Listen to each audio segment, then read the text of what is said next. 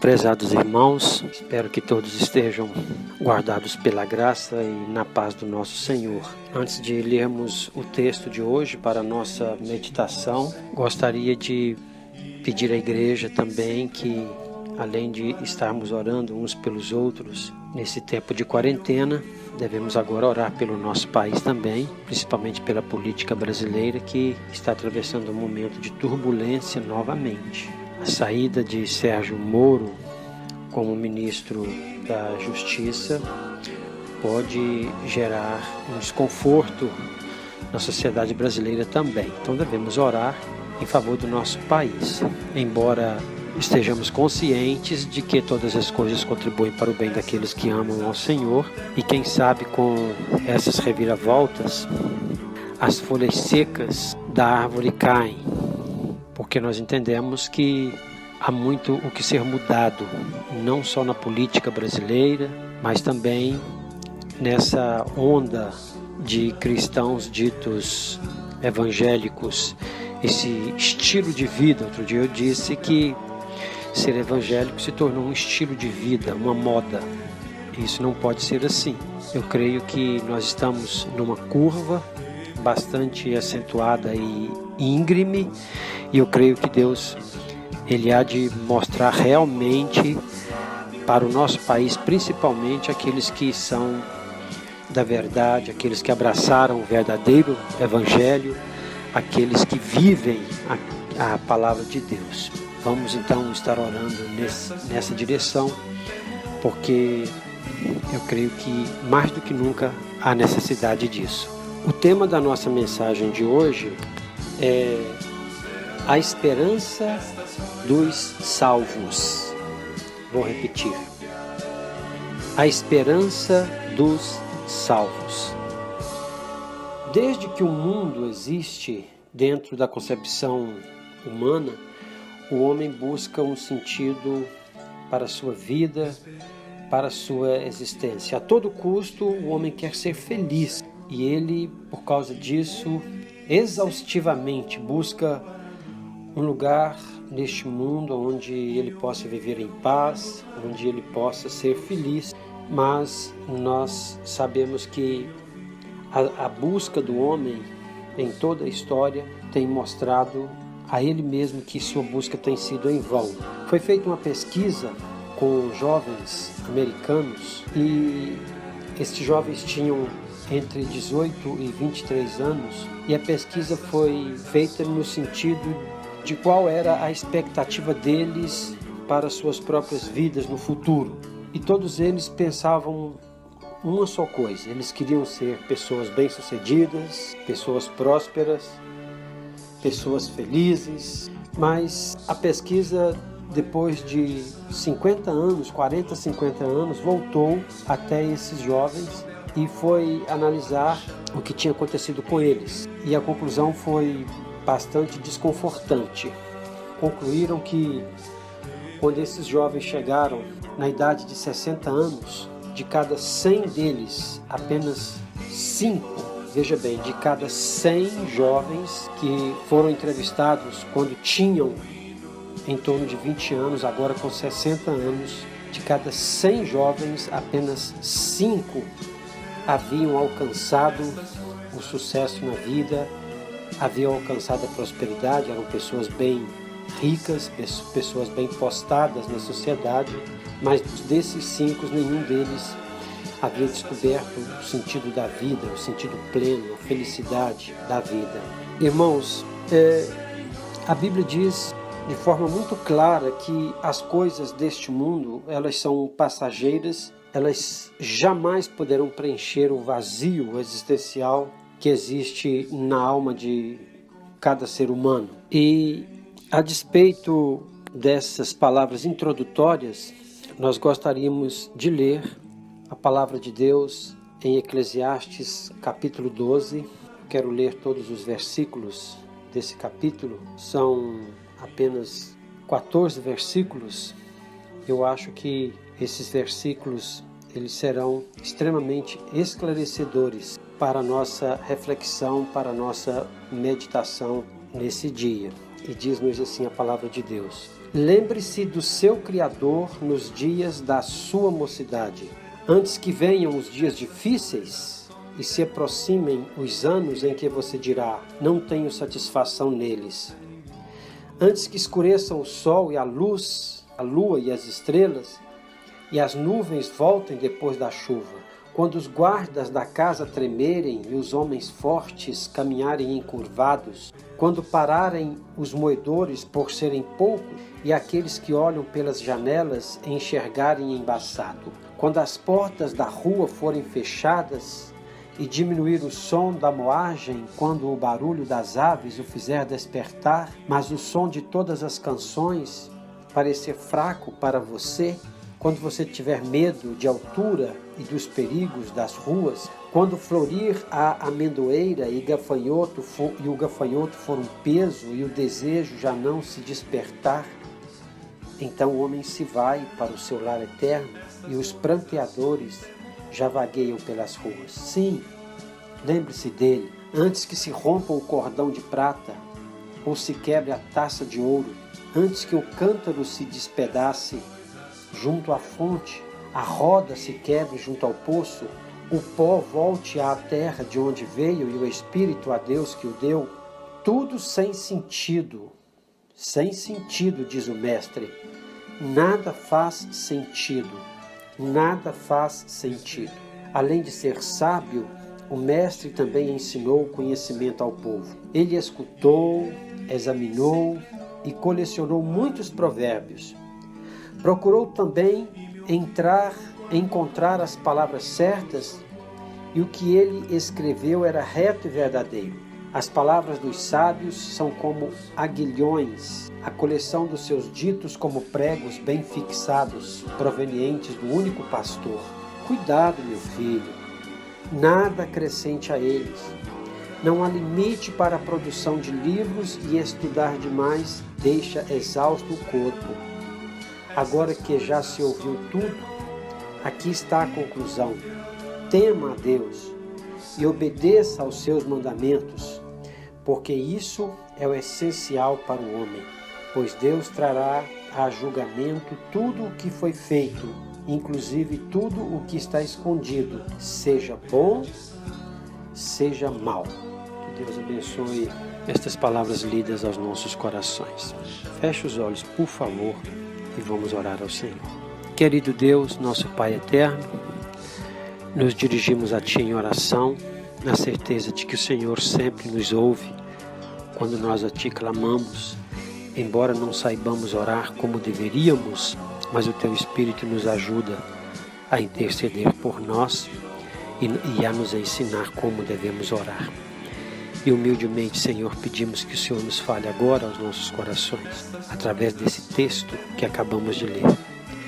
Oramos pelo nosso país, pela política do nosso país, oramos por esse tempo de quarentena, oramos pelo nosso mundo, e que depois, ó Deus, dessa tempestade, depois desse tornado, nós possamos ter aprendido o que o Senhor quer nos mostrar, o que o Senhor propõe com tudo isso.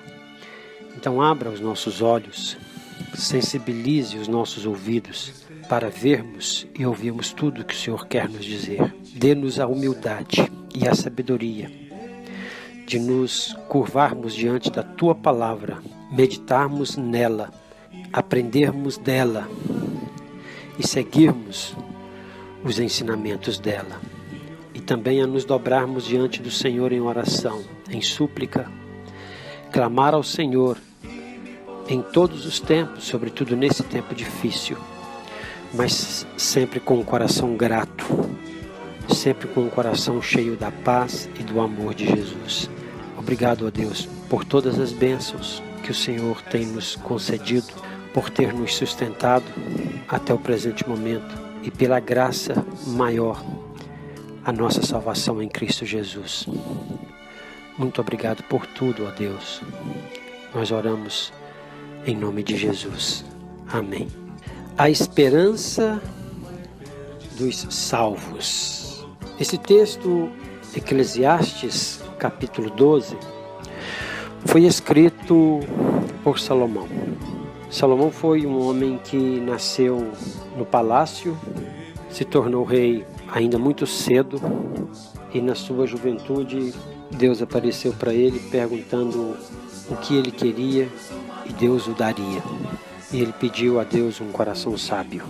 Deus disse a Salomão: olha, você poderia ter me pedido muitas outras coisas, como por exemplo riquezas, ouro, prata, ou a morte dos seus inimigos, mas porque você pediu sabedoria, eu vou lhe dar não só sabedoria, mas vou lhe dar também o privilégio de ser o homem mais rico que já existiu no seu tempo sobre a face da terra, e vou lhe dar também muito conhecimento, muita sabedoria, para você cuidar do meu povo, cuidar da minha gente. E se nós acompanharmos a história de Salomão, nós vamos observar que ele perambulou-se por caminhos muito tortuosos, por caminhos que contrariaram o propósito de Deus para a sua vida. E eu gostaria de mencionar pelo menos 3 dos caminhos pelos quais Salomão percorreu, e na verdade percorreu em vão, buscando o sentido para a sua existência, buscando a felicidade. Uma pergunta acho interessante fazermos, que é a seguinte: se Salomão teve um encontro com Deus, se Deus apareceu para ele e prometeu lhe dar tudo o que ele quisesse, Salomão, pressupomos, era um homem que confiava em Deus. E a pergunta é: por que então ele precisou se enveredar por caminhos tortuosos que desagradavam a Deus? E a resposta é por causa da vaidade. E o livro de Eclesiastes, ele foi escrito exatamente para mostrar os erros que ele cometeu na vida, em busca da felicidade, em busca do sentido da sua existência. E ele caminhou em busca de pelo menos 3 caminhos tortuosos da sua vida e que o fizeram dele um homem derrotado, um homem decepcionado, um homem frustrado com a vida. Embora tenha começado sua vida bem, quando jovem ainda, havia proposto seguir os caminhos e os ensinamentos do Senhor, mas no decorrer da sua vida não foi bem assim.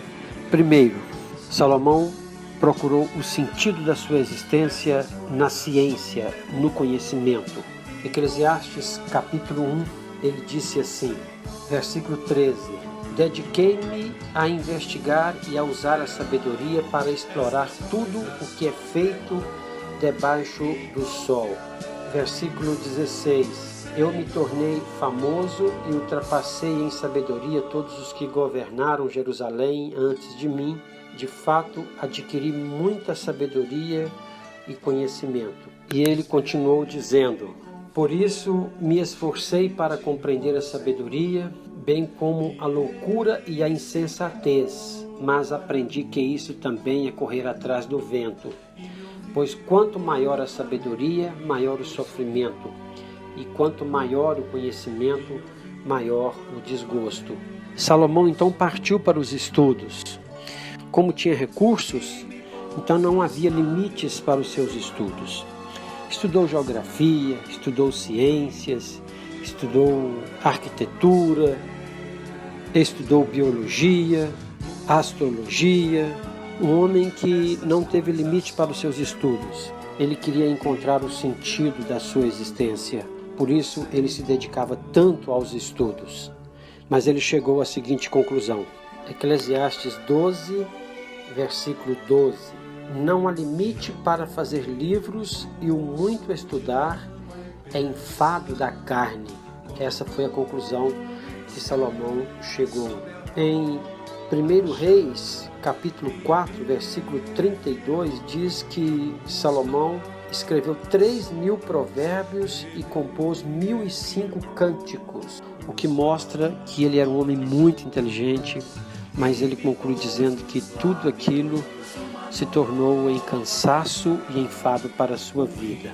E a segunda coisa, ou o segundo caminho tortuoso pelo qual Salomão percorreu, foi o caminho do álcool, o caminho da bebida. Como era um homem rico, ele poderia ter acesso a qualquer tipo de bebida, qualquer tipo de droga na época, e ele achou que caminhando por esse caminho ele poderia encontrar o sentido da sua existência. Eclesiastes capítulo 2, versículo 3 diz assim, são as palavras do próprio Salomão: resolvi entregar minha carne ao vinho, enquanto meu coração se aplicaria ainda à sabedoria. Entreguei minha loucura até ver o que é bom para os filhos dos homens fazerem durante toda a sua vida debaixo do céu. E Salomão concluiu que de fato a bebida não poderia resolver o seu problema, preencher o vazio da sua alma. E em Provérbios capítulo 20, versículo 1, ele disse assim: o vinho é escarnecedor e a bebida forte alvoroçadora. Todo aquele que por eles é vencido não é sábio. Salomão também não encontrou o sentido da existência humana na bebida forte, no vinho, no álcool. Salomão não encontrou a felicidade e nem encontrou a paz que ele procurava, nem na ciência, no conhecimento e nem na bebida forte. E o terceiro caminho por onde se enveredou Salomão buscando o sentido da sua existência é o sexo. Como um homem rico e como rei, ele poderia ter quantas e quais mulheres quisesse. No livro de Reis, 1 Reis capítulo 11, versículo 3, diz o seguinte: a estas nações uniu-se Salomão por seus amores. Teve 700 esposas de classe principesca e 300 concubinas, e suas mulheres perverteram o coração. Salomão teve 700 princesas, 700 donzelas e teve ainda 300 concubinas, é o que diz a palavra de Deus. E a Bíblia diz que estas mulheres perverteram o seu coração. Podemos então observar que a vida de Salomão, desde o seu início, quando se encontrou com Deus, não foi o que se pensava ser. Salomão, embora jovem, se propusesse buscar a Deus e viver a lei de Moisés, mas ele acabou se pervertendo, se desviando do caminho, aborrecendo o coração de Deus e se enveredou pelo caminho da ciência, achando que o conhecimento poderia preencher o seu coração. Depois se enveredou pelo álcool, pelo vício, achando que a bebida poderia preencher o vazio da sua alma. E depois, em terceiro lugar, ele se enveredou pelo caminho da sensualidade, da promiscuidade, da depravação moral, do sexo, e vimos também que ele não encontrou o sentido da sua existência porque estas mulheres perverteram o seu coração. Então podemos pensar que Salomão, ele não encontrou o sentido da vida. E ele então, depois de tudo, já de idade avançada, ele se assenta em um determinado lugar e escreve Provérbios, escreve Eclesiastes. E Eclesiastes é o último livro que ele escreveu na sua vida. E ele fala então, onde está o sentido da existência humana? Ele fala onde encontrar o que nós precisamos para preencher o vazio da nossa alma.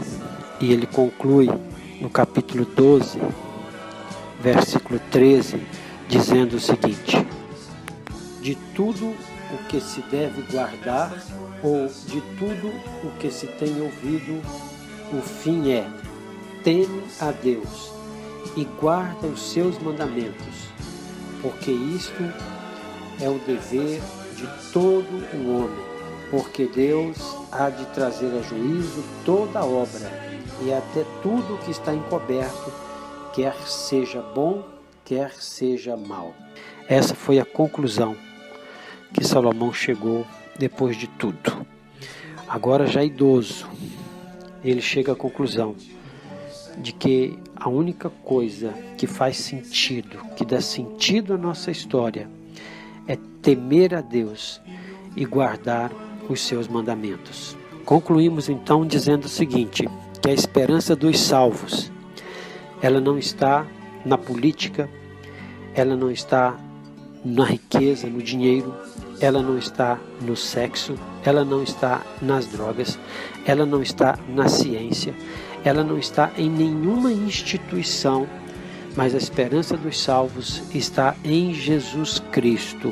Jesus Cristo disse claramente, eu sou o caminho, a verdade e a vida, e ninguém vem ao Pai senão por mim. O apóstolo Paulo vai dizer claramente o seguinte, 1 Coríntios 15, 19 diz assim, se a nossa esperança em Cristo, ou seja, se a esperança dos salvos em Cristo se limita apenas a esta vida, somos os mais miseráveis de todos os homens. A nossa esperança, ela precisa estar em Cristo, porque Cristo há de nos transpor dessa vida para uma outra. E essa outra vida é a vida eterna no céu com o Senhor. E quero concluir, segundo aos Coríntios, capítulo 4, versículos 16 e 17, que também diz, por isso não desanimamos, embora exteriormente estejamos a desgastar-nos, interiormente estamos sendo renovados dia após dia, pois os nossos sofrimentos leves e momentâneos estão produzindo para nós uma glória eterna que pesa mais do que todos eles. O que a Bíblia está dizendo aqui é que os sofrimentos pelos quais nós passamos são sofrimentos exteriores, sofrimentos que estão do lado de fora da nossa vida. Mas dentro de nós há um Deus, há o próprio Cristo, que nos deixou a sua paz, nos deixou o seu amor. E essa esperança dos salvos, que é Jesus Cristo e que está em nosso coração, diz aqui a palavra de Deus, que eles são leves, os sofrimentos externos, eles se tornam leves, eles se tornam momentâneos, em comparação com a glória que nós aguardamos um dia. Então, meus irmãos, para nós os salvos, os crentes em Cristo Jesus, essa vida que nós estamos vivendo aqui é uma vida passageira. Nós somos peregrinos, nós estamos aqui por um momento. A nossa vida aqui não é eterna, aqui não é o nosso lugar. A nossa cidade está nos céus, de onde aguardamos um Salvador que é Jesus Cristo.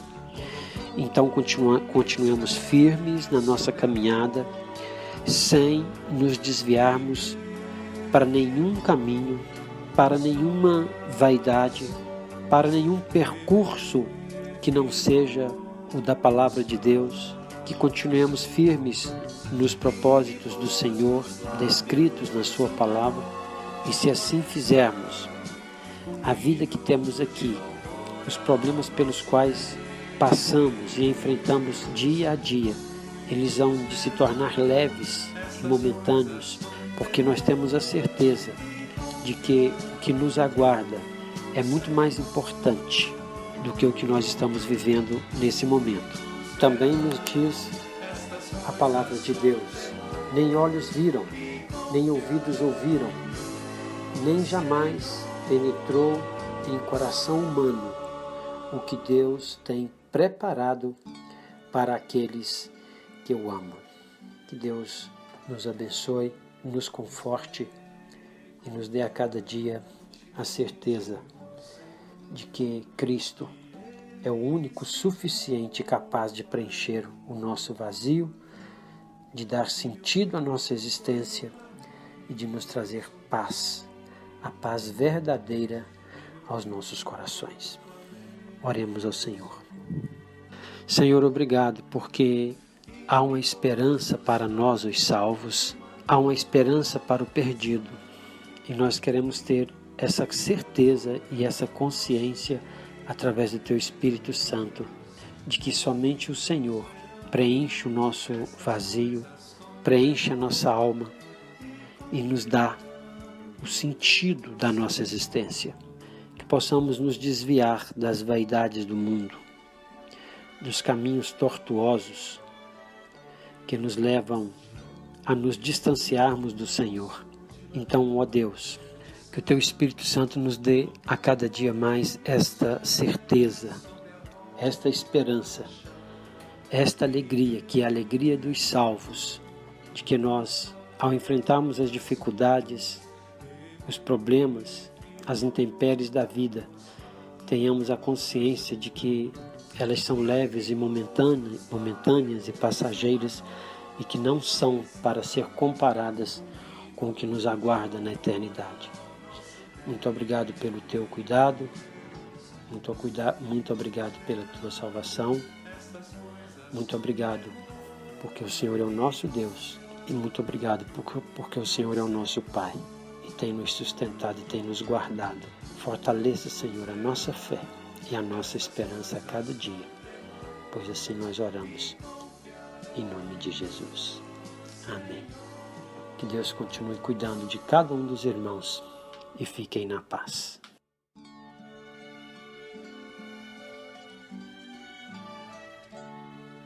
Esperei confiantemente no Senhor e Ele se inclinou para mim e me ouviu quando clamei por socorro. E me ouviu quando clamei por socorro. E me pôs nos lábios uma nova canção, um hino de louvor ao nosso Deus. Muitos verão estas coisas com temor e confiando no Senhor.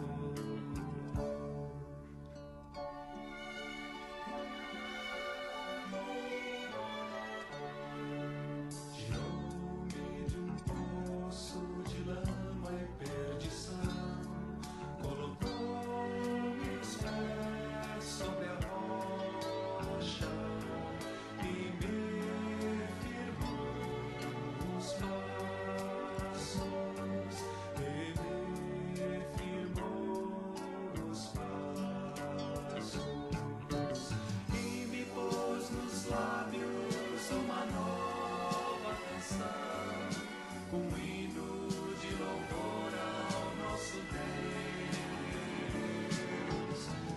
Muitos verão estas coisas